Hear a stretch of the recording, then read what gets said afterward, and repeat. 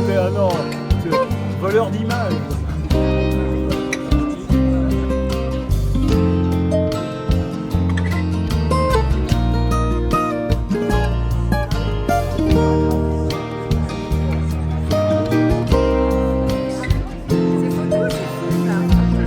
Ah bon, ben on peut bouger.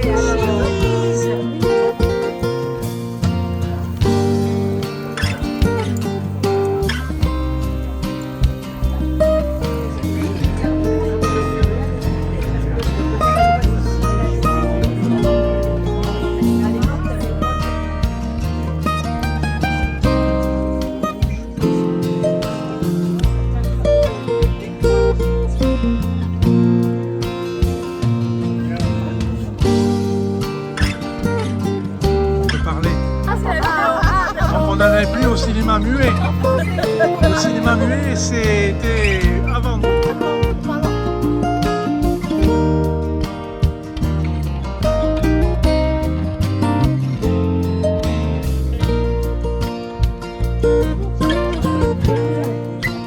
C'est pas muet. Parle. Faut le dire tout de suite.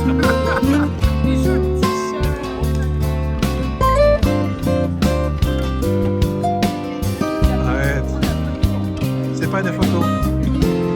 On n'est pas au cinéma muet aujourd'hui. Oh, c'est merveilleux, vous parlez.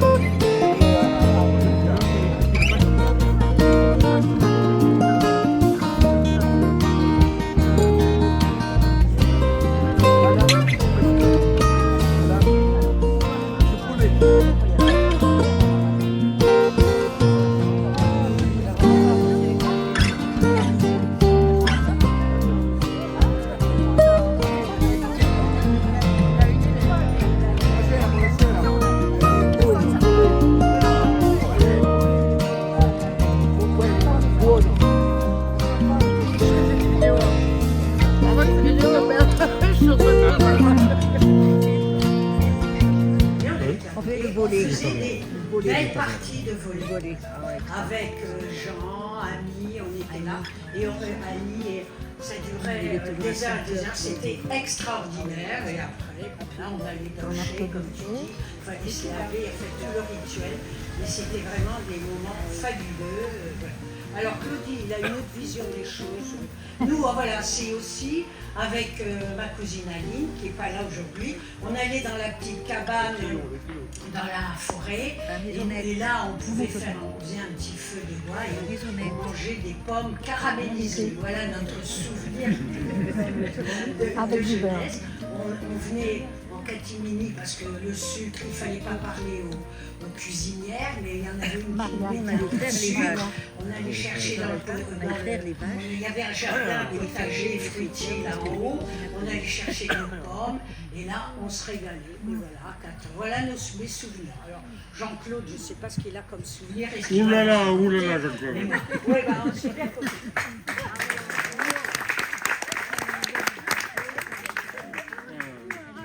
Non, je discuterai surtout des interdits qu'il y avait au Fourchamp. Il y en avait beaucoup. Il y avait beaucoup d'interdits. Il y avait une affiche dans le couloir qui disait, il y avait 10 exemples, à ne pas pratiquer, mais il y avait surtout interdit d'aller dans la chambre des filles. Ah bon? Interdit. Et Françoise. C'est pas vrai. Il y avait elle faisait pas attention. Elle allait partout. Françoise, elle y allait dans la chambre des filles, Françoise.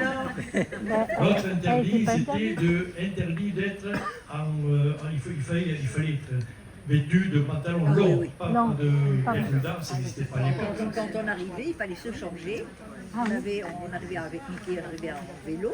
Eh ben, On au avait micro. les corsaires, et on avait les jupettes sur le porte-bagages, et Mamika nous faisait rentrer là pour mettre les jupettes. On allait saluer les tantes là, avec la petite jupette. Et surtout, ce le qui micro, m'avait surtout Françoise, marqué, au micro. c'était- Oui, François, c'est bon. C'était le repas du soir qui était aux environs de 7 heures. Il y avait la cloche qui sonnait 3 fois pour se laver les mains. Et si vous n'étiez pas présent la seconde fois, interdiction de manger. C'était dur, hein. Voilà, voilà c'est ce que je pouvais voir à côté. C'est aussi quelques activités sportives. Dans ces activités sportives, il y avait du tennis, du pong, la pétanque, le volley, Le croquet. le croquet, du volley, du ping-pong et la piscine. Et la piscine de Madamé. Pour ceux qui ont connu l'ancienne piscine, on l'appelait Super Toboggan. Avec un lundi, vous savez. Il y avait une tante qui venait nous emmener. Et nous a tous emmenés là-bas quand on était enfants. Et donc cette tante, je lui passe la parole. Emmenez.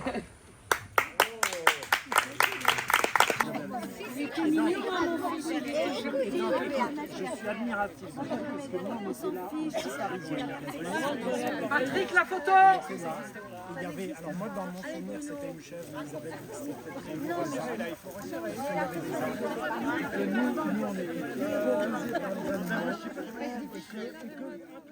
était D'essayer d'évoquer l'histoire du fourchat au bout de 200 ans. Donc il y a 200 ans, en 1823,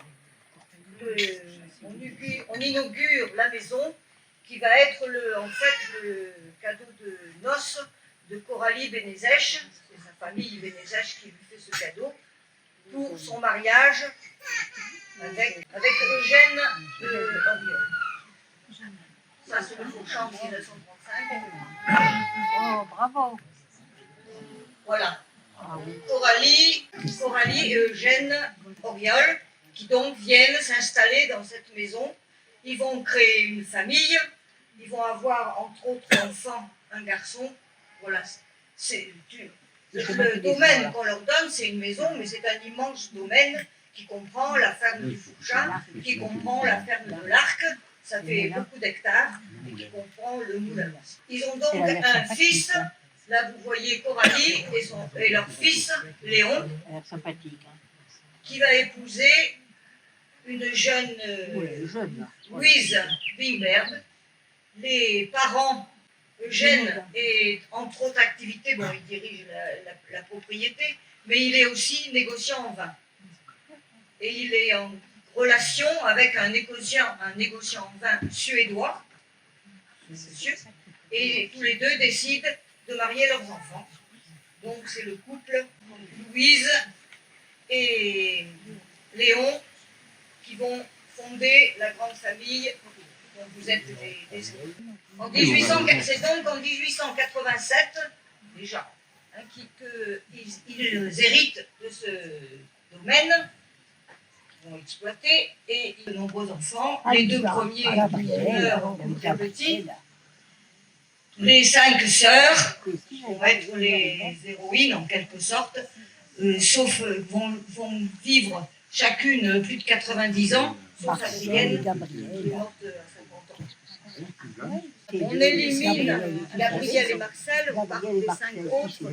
Donc les deux aînés, Cécile, Alida, se marient jeunes, de Fourchat, mais chaque été, elles reviennent. Puis les 3 autres, Adrienne, Laure, Berthe, se réunissent donc au Fourchat. Il semble que ça, ce soit à la Blanquette. Donc Cécile l'aînée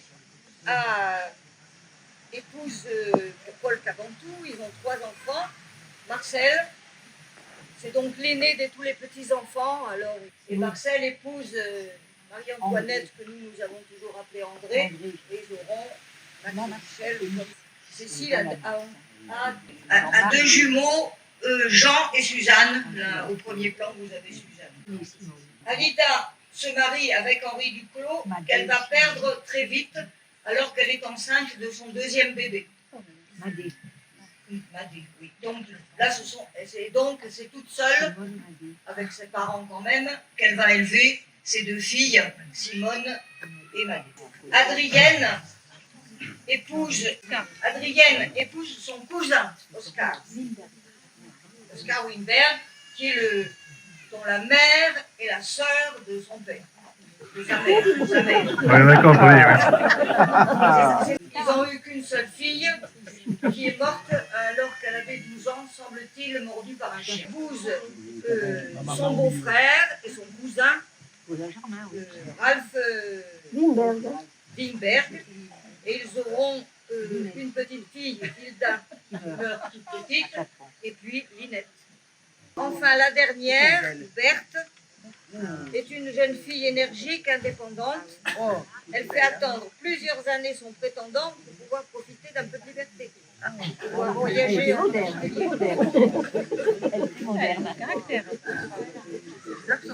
À 30 ans, en 1909, elle se marie avec Jean Almirac et ils ont 3 enfants, Yvon, Ami et Georges. Voilà ces dames au jardin. Donc là, je vais surtout vous parler de la dame en noir, aux cheveux blancs, en haut à gauche pour nous. Elle s'appelle Nora. C'est la mère, c'est la mère de Ralph et Oscar et la sœur de Louise, la mère des 4 sœurs. Bon, sinon,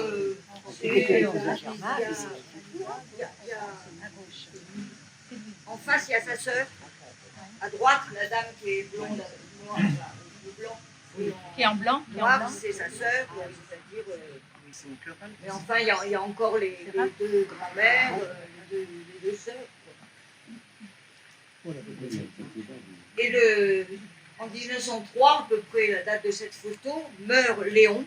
Et donc, les héritières sont les 5 sœurs, puisqu'elles sont encore 5 à l'époque, qui vont posséder le Fourchat en indivision et être les propriétaires, pas leur mari, elles. Mais on confie la gestion du domaine à Oscar. Oscar, c'est un monsieur qui a plein d'idées, qui essaye de faire toutes sortes de choses nouvelles dans la propriété.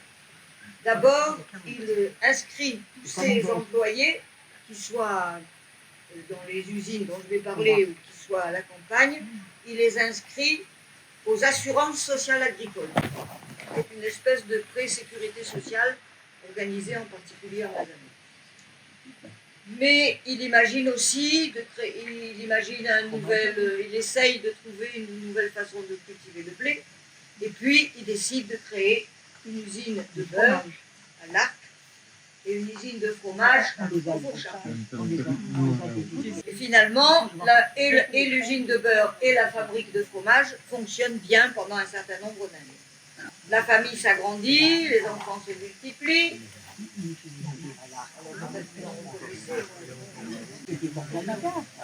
Le temps va passer un petit peu. En 1936, les enfants. Josie, Alain, Nicole, Max, Robert, Michel et Jean-Marc. Et leurs parents.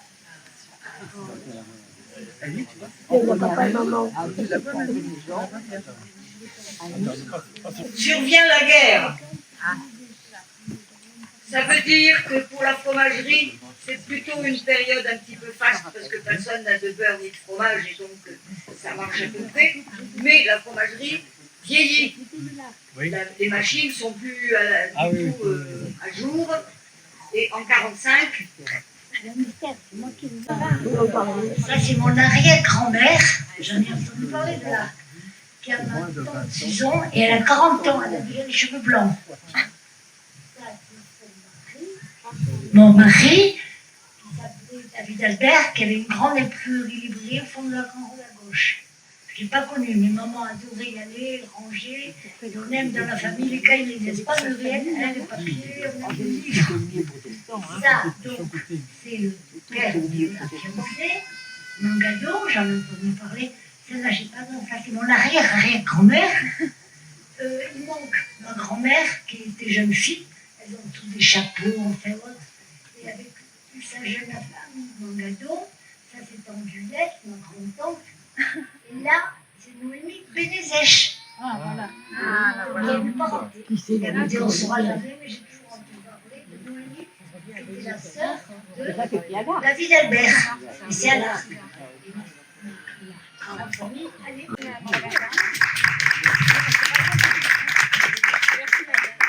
Eh bien, malheureusement, pendant la guerre, vu que les circonstances sont difficiles, on est obligé de se séparer de l'Arc. Il ne fera plus partie de la propriété.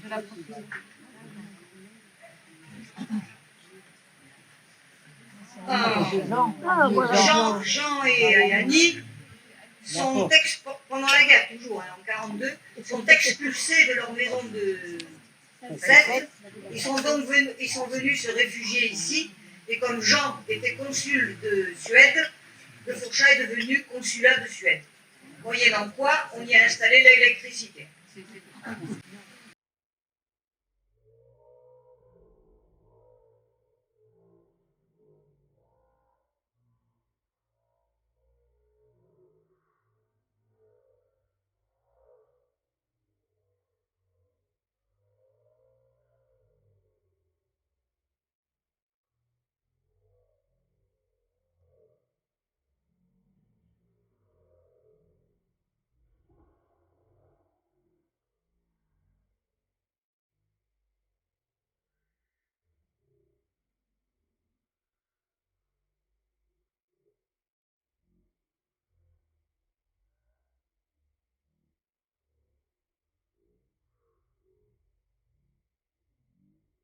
En 1945,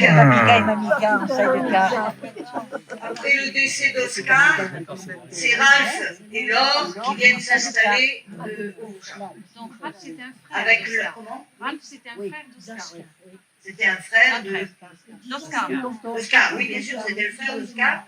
Et Laure, c'était la sœur d'Adrien. Et les deux frères avaient épousé deux sœurs. Moi, j'ai pas trop connu Ralph, mais ceux qui l'ont connu se souviennent de ses expéditions.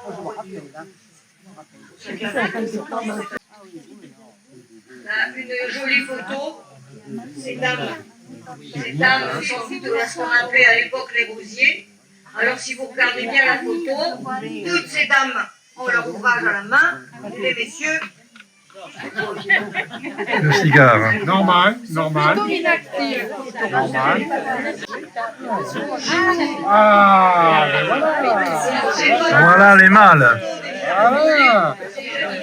Non, il y a des champions là, on va voir ça, c'est les champions là. Oh, c'est les champions. C'est Robert, Max. Oui, il y a une dame. Vous jouez pas la pétanque, s'il vous plaît. Oh, ben, je te souviens alors. Arrière, les enfants. La dame, c'est Talida, et le bébé, c'est Philippe. C'est le tigre. Alors voici, il est dans le couloir, vous pouvez le voir mieux, l'arbre généalogique des descendants de Cécile. Là, il faut lire. Hein. C'est le Je photo. pense que Hein. ce qui est intéressant, c'est de voir que si on a quelques-uns qui n'ont pas d'enfants, la majorité ont au moins 3 ans. Qu'est-ce qu'il y a une vidéo En général, 3 ans. Et qui Ce t'est, qui toi fait que la dernière ligne, il m'en faut 3 pour la faire. Voilà, celui d'Alida. Alors, Alida, elle a des petits enfants. Il y en a qui en manquent de Bertrand.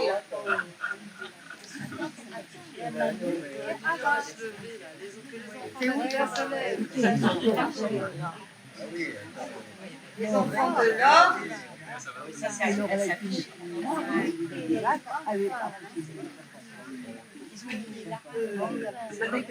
C'est Linette, qui est la seule héritière directe de l'or, mais qui elle a eu beaucoup d'enfants. Non, 5. Qui sont tous là. Ce que je voulais dire, c'est que Linette a épousé Max Reberga. qui était l'aînée à Mazamet. Donc c'est celle-là qui s'est installée à Mazamet et ses descendants, vous êtes toujours là. Alors que tous les autres sont partis loin. Enfin, Berthe, C'est plus présente, toi. ça c'est les descendants de Linette. Et regarde-toi un peu. Là, comme j'ai beaucoup de photos, j'en ai mis plusieurs.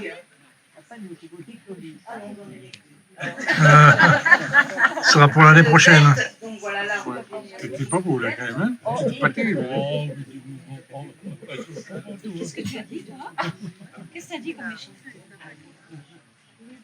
Voilà. Ah, les gens, ils Yvon, grave. sa femme et deux de ses enfants, Claudine et Daniel.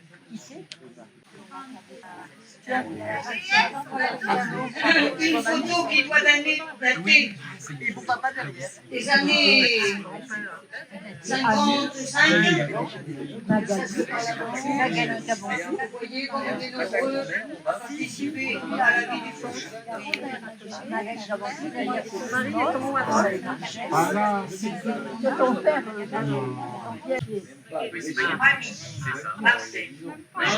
Magali, on va. C'est Jean. Jean Cabantou. Magali, là-bas au-dessus, c'est le vieux, là. C'est mon papa, c'est Jacques. C'est son papa. Mon papa à moi. Oui, c'est vrai. Jacques Pellet. C'est Jacques. Oui, Jacques. Jacques à droite. La belle de la terre. Et bonne maman. Et bonne maman, la petite tête qu'on voit. C'est Cécile. C'est Marcel. Magali, ça va au-dessus.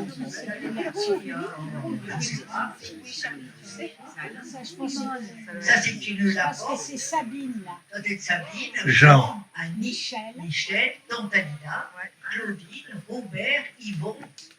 Là. Jean-Marc. Jean-Marc. Max. Je sais pas, ça, c'est Jacques. On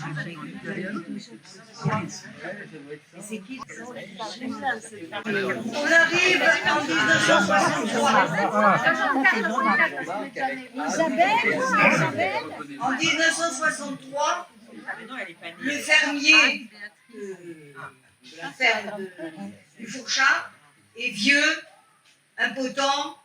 Son fils ne veut pas reprendre la succession, donc il est obligé d'abandonner la ferme. Par ailleurs, les sœurs qui géraient la fortune, si je puis dire, se sont assez mal débrouillées, il n'y a plus d'argent. Le toit est en très mauvais état. Donc, après consultation, la décision dramatique est prise, on vend le Fourchat, sauf on garde la maison de maître, on garde 1 hectare tout autour pour quand même avoir un peu d'espace, la prairie, et puis 2 ou 3, la blanquette, une châtaigneraie dans la montagne. Or, à qui va-t-on vendre cette ferme? C'est un jeune couple d'agriculteurs convaincus qui venaient tous les deux, l'un d'Alsace et l'autre de Normandie, qui se présentent. Des Vosges pour maman. Comment? Des Vosges. Pas Des l'Alsace, Vosges. Des Bon, Vosges. c'est pareil, c'est pas ouais. Ils sont.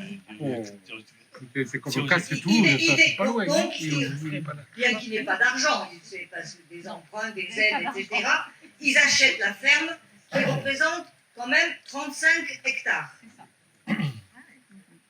Ces personnes-là sont Roger et Simone Lelièvre. Ils sont très entreprenants, très travailleurs, ils font prospérer leur exploitation. Oula, Roger! Ils font prospérer leur exploitation. C'est pas relais, ça. Ils ont 4 enfants et petit à petit, c'est leurs enfants qui ont repris l'exploitation. Donc, on peut dire que maintenant, au Fourchat, il y a 2 grandes familles, la nôtre et la famille Lelièvre. C'est bien.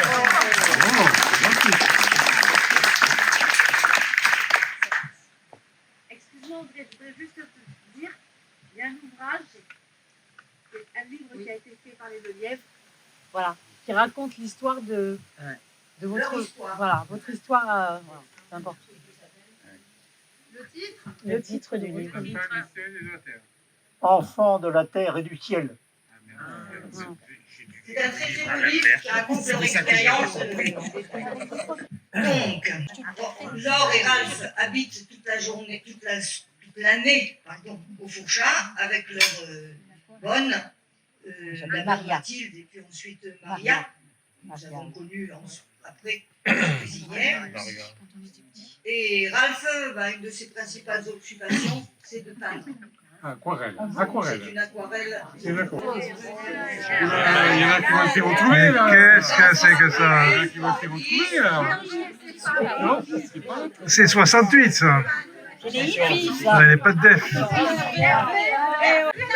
Là, c'est moi, là, c'est Nathalie. Alors ça, c'est Isabelle, c'est Béatrice, Véronique, Isabelle, Florence et Anne. Ah, mais tu vois, je me souviens très bien de cette scène. Les grands-mères, voyez leur petite vie. C'est André.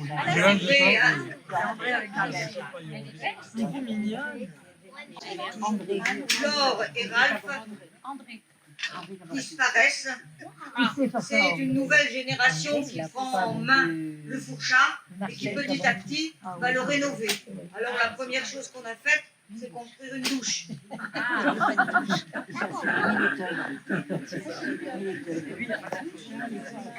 C'est de peindre, c'est de restaurer. Là, c'est la salle à manger.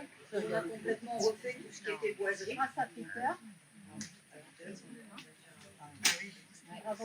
Et chacun repeint sa chambre, la décore. Donc on redonne un peu de neuf à la maison. Les bonnes traditions demeurent. On joue toujours un peu au volley, un peu au croquet, au boule, à la pétanque. Et surtout, chaque jour, on organise une randonnée dans la montagne. Là, c'est le départ dans la montagne. Le 15 août. Et chaque année, un pique-nique.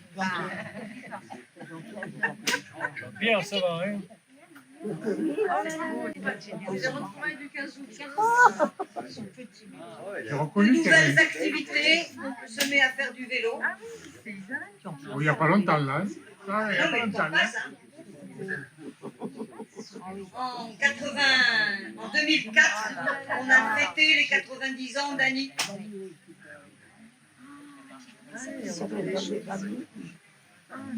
Les enfants continuent les bonnes traditions et organisent chaque été une pièce de théâtre. Comme avant. Mais on imagine d'autres jeux. T'es où toi là? T'es où? Et les cousins mazabétains viennent nous voir. Ah non, mais là, c'est nous. Chez eux. Et nous, on va les voir. On se retrouve régulièrement. Vous êtes les mêmes en fait? Les jeunes ont d'autres loisirs, d'autres demandes. Là, c'est quand même comme une rando, là. Hein. Ils ont pas changé. Ils viennent de moins en moins. Oui, mais parce que vous les avez connus quand même. On les a connus On se réunit encore. On est beaucoup moins nombreux. On fait quand même encore des petites fêtes à la maison. Oui, tiens, à gauche maintenant. On se met à faire la cuisine.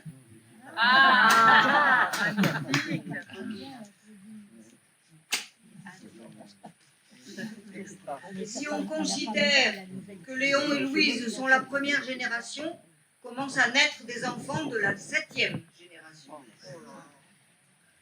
Elle n'avait encore que de la 6e. Ça, c'est la dernière née. Elle est née au mois de juin.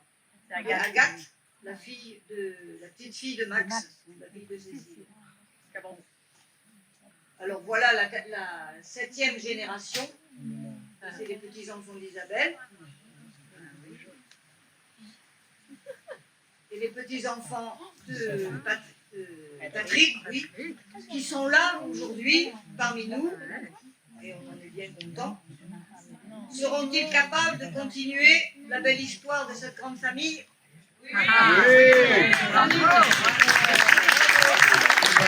Alors, après cette chronologie de l'histoire du Fourchat brillamment détaillée, on peut l'applaudir très fort, Madame André Guic.